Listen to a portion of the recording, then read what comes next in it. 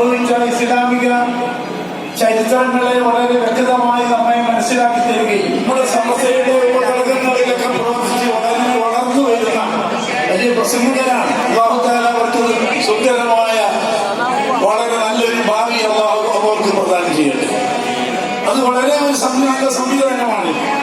അപ്പൊ അവരെ നമുക്ക് മനസ്സിലാക്കി തന്നത് അഹ്ലുസുന്നത്ത് വൽ ജമാഅത്ത് എന്ന് പറഞ്ഞാൽ ഒരു സമാധാനവും സൗമനസ്യവും സൗഹൃദവും അങ്ങനെ നല്ല ഗുണങ്ങളൊക്കെ ഇവിടെ സ്ഥാപിക്കേണ്ടതിനാണ് ബഹുമാനപ്പെട്ട സമസ്ത കേരള ജമിയത്തുൽ ഉലമ പ്രവർത്തിക്കുന്നത് എന്നാണ്. അതേപോലെ നമ്മുടെ ആശയാദർശങ്ങളെ നമ്മളുടെ വളർന്നു വരുന്ന തലമുറയിൽ ബീജാവാപം ചെയ്യാൻ, അങ്ങനെ നമ്മളുടെ മക്കളെ ഏറ്റവും നല്ല മക്കളായിട്ട് വളർത്തിക്കൊണ്ടുവരുവാനുമാണ് ബഹുമാനപ്പെട്ട സമസ്ത ശ്രദ്ധിക്കുന്നത്.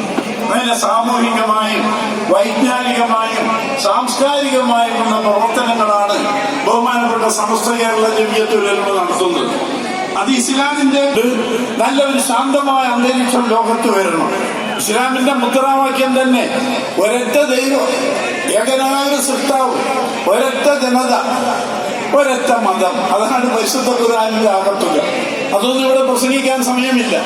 പക്ഷേ ആ ഒരു സന്ദേശത്തെ ഞാൻ അതാണ് പറഞ്ഞത്, കേവലം ഒരു സംഘടനയല്ല ഇത്.